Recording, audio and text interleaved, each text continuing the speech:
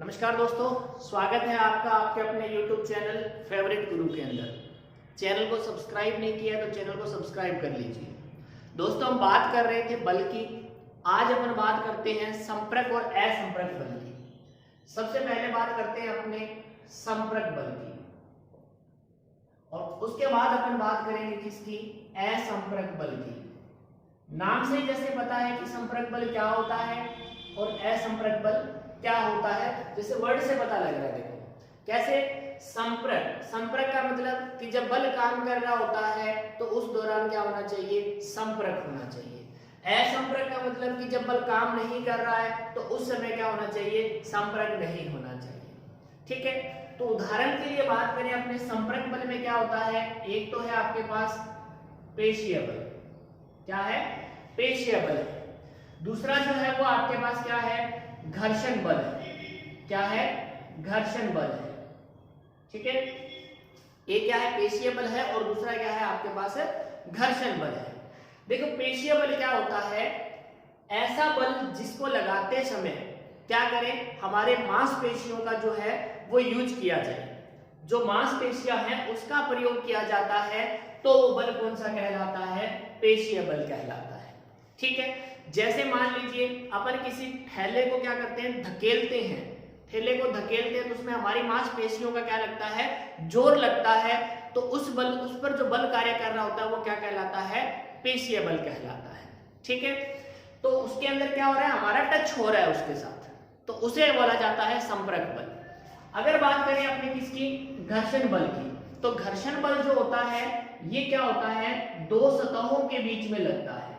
कहां लगता है, दो सतहों के बीच में लगता है, जो कि गति का क्या करता है, ये विरोध करता है। गति का क्या करता है, विरोध करता है। तो ये जो होता है ये क्या कहलाता है, संपर्क बल। यानी दोनों सतह आपस में एक दूसरे के ऊपर क्या करती है, बल लगाती है, उसे बोला जाता है घर्षण बल। तो ये क्या हो गया, एक संपर्क बल हो गया। अब बात करते हैं किसकी, असंपर्क बल की। असंपर्क बल यानी जिसमें टच नहीं होता। जैसे मान लो विद्युत चुंबकीय बल होता है, विद्युत चुंबकीय बल होता है, गुरुत्वाकर्षण बल होता है।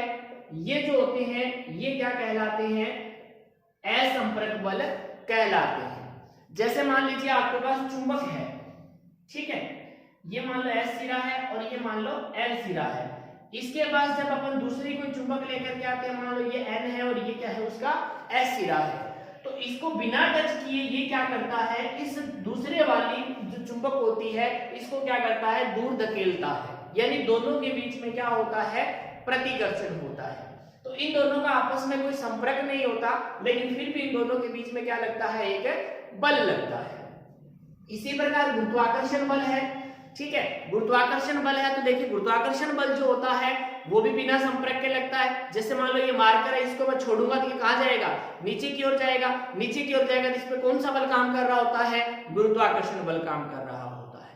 क्लियर है ये बात, तो बात समझ आ गई होगी कि संपर्क बल यानी जिसके अंदर अपन संपर्क नहीं होता उसे कहते हैं, सॉरी, संपर्क बल में संपर्क होता है और असंपर्क बल में क्या है, संपर्क नहीं होता है। ठीक है, अब बात करते हैं अपने नेक्स्ट सहसंजक और असंजक बल की। किसकी बात करते हैं, सहसंजक बल, सहसंजक बल, और बात करते हैं असंजक बल की। देखिए सहसंजक बल क्या होता है, एक ही प्रकार के अणुओं के बीच में लगता है।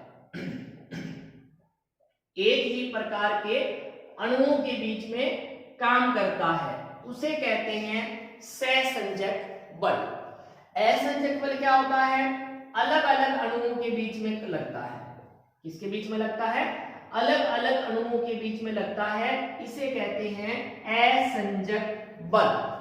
क्लियर है, अब देखिए इसके एग्जांपल की बात करते हैं। सहसंजक बल क्या होता है, देखिए सहसंजक बल जो है, जैसे मान लो हमारे पास पानी है, तो पानी और पानी के अणुओं के बीच में केवल पानी पानी यानी कि H2O के बीच में क्या लग रहा है, जो बल लग रहा है पानी के, केवल पानी की बात कर रहा हूं मैं, पानी के अणुओं के बीच में जो बल काम कर रहा होता है वो क्या कहलाता है, सहसंजक बल कहलाता है।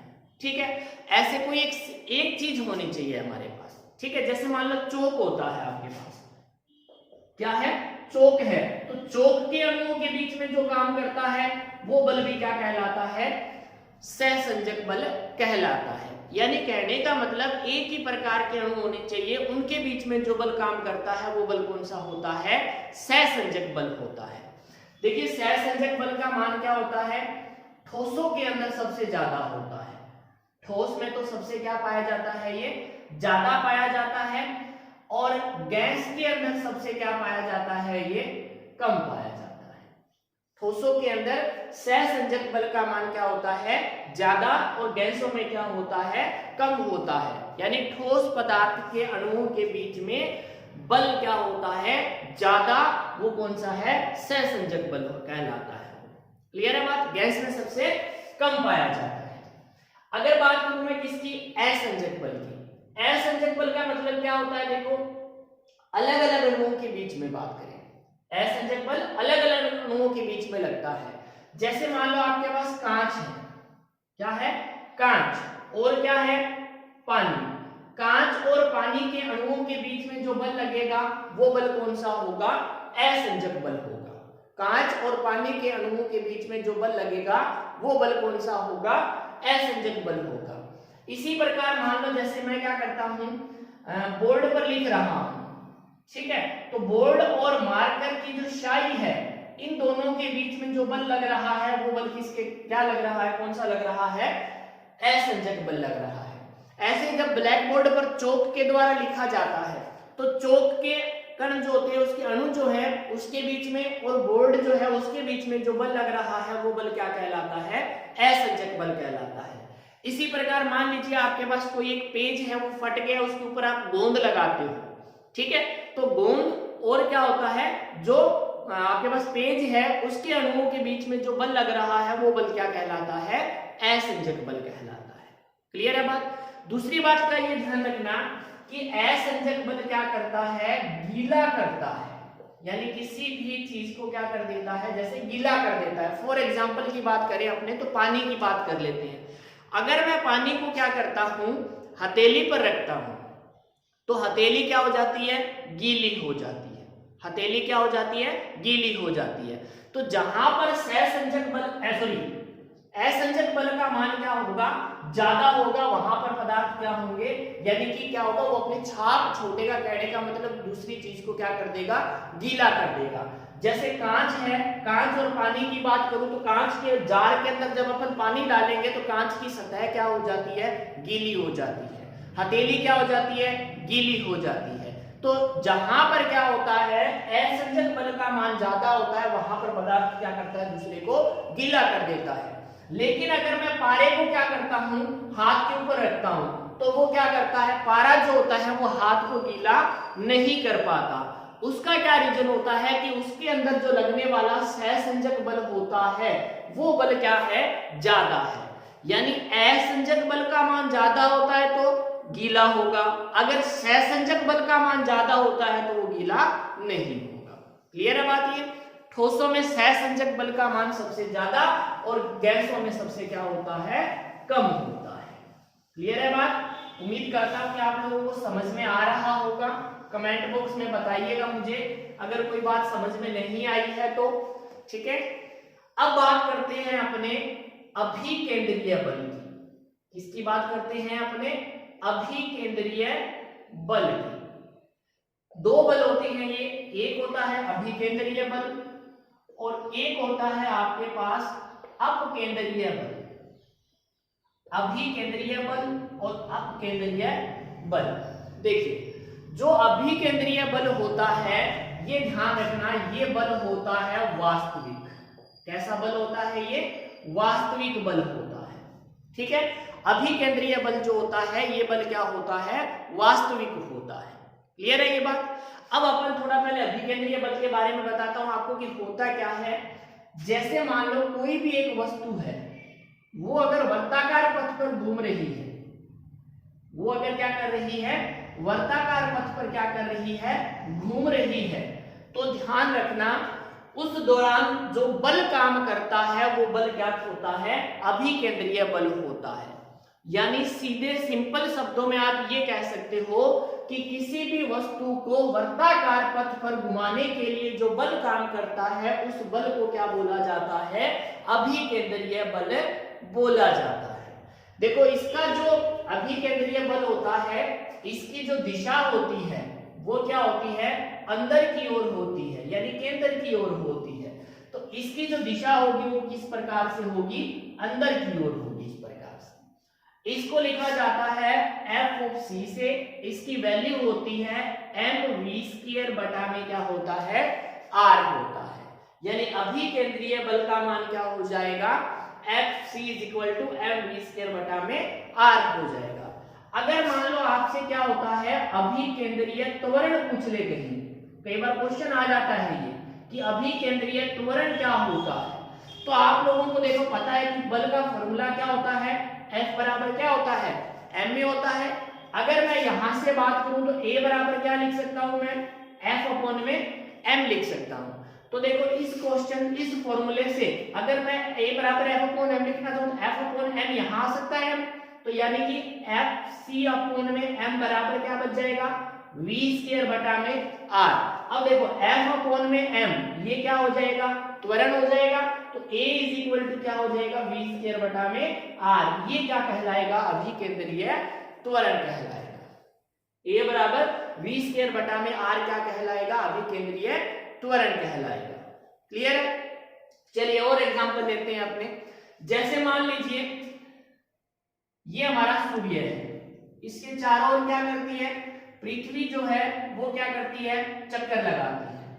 अब देखिए इन दोनों के बीच में कौन सा बल काम करता है, आप कहोगे जी गुरुत्वाकर्षण बल काम करता है। बिल्कुल सही बात कह रहे हो आप लोग, गुरुत्वाकर्षण बल ही काम करता है। तो अब आपके दिमाग में ये क्वेश्चन आना चाहिए कि अगर ये गुरुत्वाकर्षण बल काम करता है तो इसके अंदर आ जाना चाहिए था, पृथ्वी जो है वो सूर्य के अंदर सिमट जानी चाहिए थी। ठीक है, तो देखिए मैंने आपको बताया कि जब भी कोई वस्तु वर्ताकार पथ पर गति करेगी तो वहां पर ये क्या काम करेगा, अभिकेंद्रीय बल काम करेगा। ये अभिकेंद्रीय बल जरूरी नहीं है कि आपको सीधे शब्दों में दिखे, यानी कहने का मतलब कि किसी और के साथ कोरिलेट हो सकता है। ये कैसे, देखो हमने ये कहा था कि यहां पर क्या लगता है, F बराबर Gmm बटा में r²। ये हमने गुरुत्वाकर्षण बल का मान निकाला था। ये गुरुत्वाकर्षण बल ही क्या कर देता है, अभिकेंद्रीय बल में, तो अभिकेंद्रीय बल में क्या हो जाता है, कन्वर्ट हो जाता है, यानी mv² r में ये क्या हो जाता है, बदल जाता है। क्लियर है। इस वजह से क्या होता है, अर्थ जो है वो इसके अंदर नहीं गिरती और इसके चारों ओर क्या करती रहती है, चक्कर लगाती रहती है।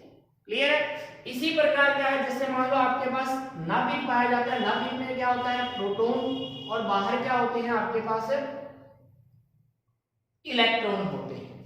ठीक है, ये भी क्या करते हैं, इन दोनों के बीच में क्या लगता है, स्थिर वैद्युत बल लगता है। वो बल क्या करता है, अभिकेंद्रीय बल प्रदान करता है। तो ये दोनों क्या होते हैं आपके पास, एक दूसरे के चारों ओर क्या लगाते रहते हैं, चक्कर लगाते रहते हैं।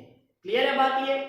अब ध्यान रखना क्या है, एक तो इसकी दिशा क्या होती है, अंदर की ओर होती है। दूसरी बात, ये बल कैसा होता है, वास्तविक होता है। तीसरी बात, इसका फॉर्मूला क्या होता है, mv² बटा में r होता है। त्वरण क्या होता है, v² बटा में क्या होता है, r होता है। क्लियर है। अब बात करते हैं अपने अपकेंद्रीय बल की बात। ये जो होता है ये इसका जस्ट अपोजिट होता है। अपोजिट होने का मतलब ये हो गया कि वो वाला बल क्या था, वास्तविक था। अपकेंद्रीय बल जो होता है ये क्या होता है, आभासी होता है। आभासी का मतलब ये होता है कि ये केवल क्या होता है, आपको महसूस होता है, वास्तविक बल नहीं होता है। ठीक है। दूसरी बात, उसकी दिशा क्या थी, अंदर की ओर थी। इसकी दिशा जो होती है वो क्या होती है, बाहर की ओर होती है। फॉर्मूला वही होता है, F क्या होता है, mv² बटा में r होता है।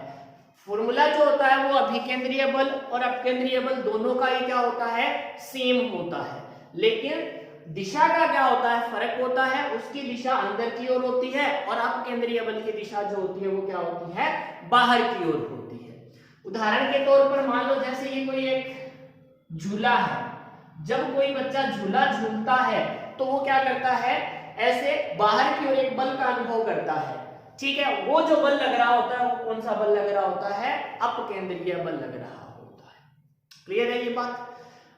और बात करें तो जैसे घरों में छाछ बिलोते हैं अपने, जैसे बिलोना जिसको बोलते हो आप लोग, ठीक है। तो उसमें क्या होता है, जब उसके अंदर मधानी को चलाया जाता है तो क्या होता है, मक्खन जो होता है वो क्या होता है, किनारे पर आ जाता है। तो उसका रीजन भी क्या होता है, अपकेंद्रीय बल ही होता है। फिजिक्स जो है वो दैनिक जीवन में बहुत काम आती है। अगर आप इसको दैनिक जीवन से रिलेट करके पढ़ोगे तो फिजिक्स बिल्कुल आसान लगती है अपने को, ठीक है। अब बात करते हैं अपने घर्षण बल की। कौन से बल की बात करते हैं, अपने घर्षण बल की। देखिए सबसे पहली बात तो घर्षण बल के लिए दो सतहों के बीच में आपेक्षिक गति होनी चाहिए। क्या होनी चाहिए, आपेक्षिक गति होनी चाहिए। यानी कि घर्षण बल कहां काम करेगा, जहां पर गति होती है। दूसरी बात, घर्षण बल जो होता है वो गति का क्या करता है, विरोध करता है। गति का विरोध करने का मतलब ये होता है कि जिस दिशा में गति हो रही है ये उसके क्या लगता है, अपोजिट लगता है। यानी इसकी दिशा जो होती है, जिस दिशा में क्या हो रही है, गति हो रही है, उसकी क्या होती है, विपरीत होती है। कहने का मतलब इधर बल लग रहा है गति के समय, तो विपरीत का मतलब ये जो फोर्स होगा वो इधर लगेगा। इसको छोटे ऐप से दिखाया है मैंने। गति के दौरान इधर बल लग रहा है तो घर्षण बल इसके क्या लगेगा, जस्ट अपोजिट लगेगा। तो क्या ध्यान रखना है, आपेक्षिक गति होनी चाहिए। ये गति का क्या करता है, विरोध करता है, और इसकी दिशा जो होती है वो इसके क्या होती है, अपोजिट होती है। ध्यान रखना, जो खुरदरी सतह होती है, सतह दो प्रकार की होती है। एक होती है खुरदरी सतह और एक होती है आपके पास क्या, चिकनी सतह। जो चिकनी सतह होती है यहाँ पर घर्षण बल का मान कम पाया जाता है और खुरदरी सतह पर क्या होता है, ज्यादा होता है। सतह जितनी ज्यादा खुरदरी होती है घर्षण बल का मान उतना ही ज्यादा होता है। सतह जितनी चिकनी होती है घर्षण बल का मान उतना ही कम होता है। जैसे ये बोर्ड क्या है, चिकना है, तो इसके ऊपर घर्षण बल का मान क्या होगा, कम होगा। लेकिन ये दीवार जो है इसके ऊपर क्या है, घर्षण खुरदरी है, तो यहाँ पर घर्षण बल का मान क्या होगा, ज्यादा होगा।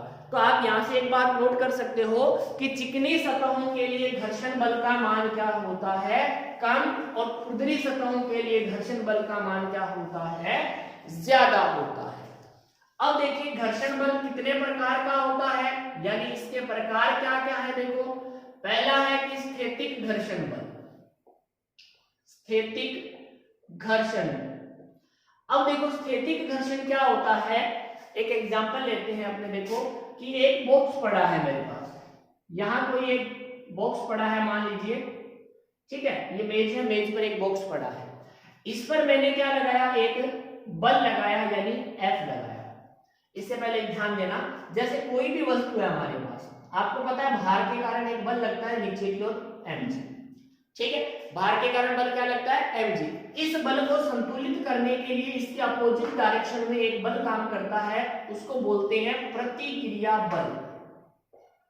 क्या बोलते हैं, प्रतिक्रिया बल। यानी इसको दिखाते हैं अपने किससे, कैपिटल आर से। इस बल को संतुलित करने के लिए इसके अपोजिट डायरेक्शन में एक बल लगता है आर, जिसको बोलते हैं क्या, प्रतिक्रिया बल। तो स्थैतिक घर्षण को दिखाया जाता है F ऑफ S से, ठीक है। स्थैतिक घर्षण क्या होता है कि जैसे मान लीजिए मेरे पास कोई एक वस्तु है, ठीक है, जैसे मान लीजिए ये वस्तु है मेरे पास, मैं क्या करता हूं, इसको मैंने अपनी हथेली पर रख लिया और इसके ऊपर एक बल लगा रहा हूं। अब मैं बल लगा रहा हूं इसके ऊपर, लेकिन ये क्या कर रही है, गति नहीं कर रही है। तो कहने का मतलब ये होता है कि जब इसके ऊपर बल लगा रहे हैं, ठीक है, तो देखो एक ना एक कंडीशन कहीं जाकर के ऐसी आएगी जहां से ये गति करना स्टार्ट करेगी, ठीक है। तो जहां से ये गति करना स्टार्ट करती है उससे जस्ट पहले का जो पॉइंट, जहां पर हमारे द्वारा लगाया गया बल मैक्सिमम है लेकिन गति नहीं हो रही है, उस दौरान जो बल लगता है, उस दौरान जो घर्षण बल काम करता है, वो घर्षण बल कौन सा होता है? स्थैतिक होता है। यानी कहने का मतलब ये होता है कि स्थैतिक घर्षण तब काम करता है जब वस्तु क्या करती है? गति नहीं करती है, लेकिन उस पर बल लग रहा है, तो उसके अपोजिट जो काम करेगा वो बल कौन सा होगा? स्थैतिक घर्षण होगा।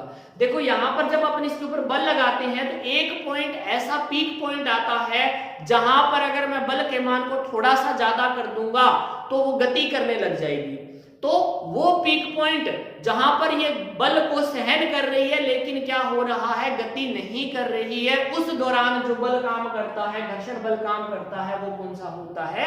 स्थैतिक घर्षण बल होता है। और जैसे ही बल का मान ज्यादा करूंगा तो वस्तु गति करने लग जाएगी, उस दौरान जो बल काम करेगा वो बल जो होगा वो होगा गतिक घर्षण बल। कौन सा होगा?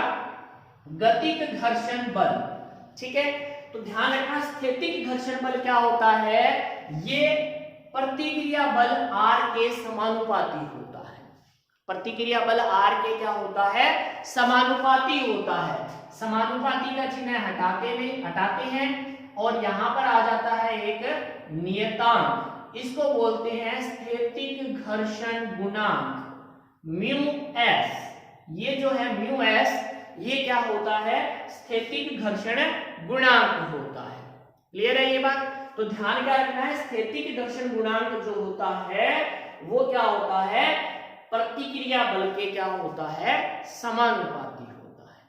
क्लियर है? गतिक घर्षण आप लोगों को पता लग ही गया कि जब कोई वस्तु के ऊपर अपन बल लगाते हैं तो उसकी जब गति होती है तो गति के दौरान जो घर्षण बल काम करता है उस बल को क्या बोला जाता है? गतिक घर्षण बल बोला जाता है। क्लियर है यहां तक? नेक्स्ट बात करें अपने तीसरे टाइप की बात करें तो आपके पास आ जाएगा सर्पी घर्षण। सर्पी घर्षण में क्या होता है? एक सतह क्या होती है? गतिशील होती है। जैसे सांप चलता है, सांप अपनी सतह को क्या करता है? इस प्रकार से रगड़ करके चलता है। तो ऐसी कोई सतह जहां पर एक क्या कर रही होती है? गति कर रही होती है, और उस दौरान जो क्या करता है? बल काम करता है, घर्षण, वो घर्षण बल क्या कहलाता है? सर्पी घर्षण कहलाता है। चौथा होता है आपके पास लोटनी घर्षण। क्या होता है? लोटनी घर्षण होता है। क्लियर? लोटनी घर्षण क्या होता है?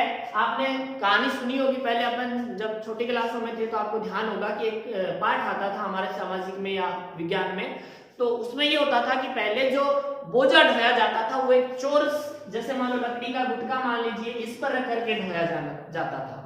फिर क्या हुआ? इसको क्या कर दिया आप लोगों ने? गोल कर दिया, इस प्रकार से गोल बना लिया और उसके ऊपर क्या कर दिया? बोझा ढोना स्टार्ट कर दिया। तो इसकी बजाय इसके अंदर क्या था? बोझा ढोना क्या था? आसान था। कारण क्योंकि यहां पर जो काम कर रहा था वो कौन सा काम कर रहा था? लोटनी घर्षण काम कर रहा था। क्लियर है बात? लोटनी घर्षण का मतलब ये होता है कि जैसे गाड़ियों के टायर लगे होते हैं, ठीक है, जो टायर जब घूमता है तो वहां जो बल काम करता है वो घर्षण बल कौन सा होता है? लोटनी घर्षण होता है। क्वेश्चन आ जाए मान लो कि स्थैतिक घर्षण, दूसरा आ जाए मान लो सर्पी घर्षण, और तीसरा आ जाए मान लो लोटनी घर्षण, और आपसे ये पूछ लिया जाए बताइए इनमें सबसे ज्यादा या सबसे कम कौन सा घर्षण बल लगता है।